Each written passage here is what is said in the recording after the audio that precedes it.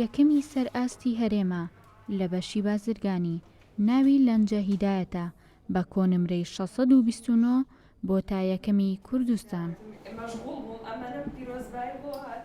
من خوێندکار لەنجە هیدایەت عەبدوڕەحمان عوسمان خوێندکاری ئامادەی بازرگانی سلێمانی کچانم. تەمەنم 19 ساڵە لە پارێزگای سلێمانی.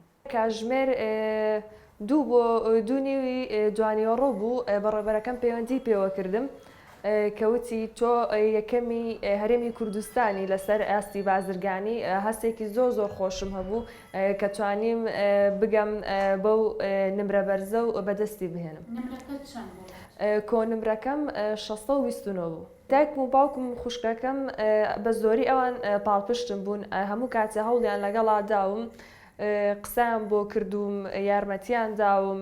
مامۆستاکانم بەڕێوەبەرەکەم هەموو کاتێ هاوکارم بوون، زانیاریان پێیاوم. زۆر سوپاسیان ئەەکەم. بۆ 8 کاتژمێر هەوڵمەیە و سەعیمە کردو، بەڵام ئەو کاتانەش لە تۆڕی کۆمەڵایەتی دوور نەکەوت بوومەوە. هەردووکیانمە کرد، بەڵام بە بەرنامە ئەم کرد. هیچ نەچوم بۆ لای مامۆستایەکی تایبەت و هیچ دەرسێکیشم بە تایبەتی پێنەوتراوە. چیرۆکی سەرکەوتنی لەنجە پەیوەستە بە هاوکاری و پاڵپشتی خێزانەکەی کە بەردەوام یارمەتیدەری بوون لە بەدەستهێنانی خەونەکەی. زۆر پێم خۆش بوو. ئیتر زۆر شانازی پێوەکەم.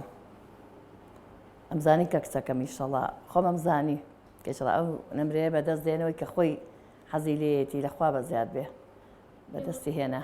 هەوڵمان لەگەڵا ئەدا زۆر یارمەتیمانەدا. من باوکی خوشکەکەی لە ماڵە زۆر پاڵپشتیمانە کرد، لە دەرسەکانیە، لە ئیسراحەتیە، لە دەوامیە، لە هەموو شتێکە زۆر هاوکاری بووین. ئەمانزانی کە خۆی دڵی لەسەر ئەو خوێندنەیە و حەزەکە ئەو نمرێ بەدەست بێنێت.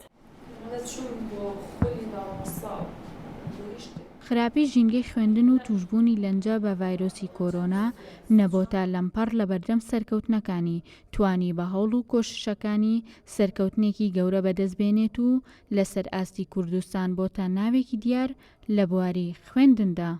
هێژین لەتیف، گەلی کوردستان، سلێمانی.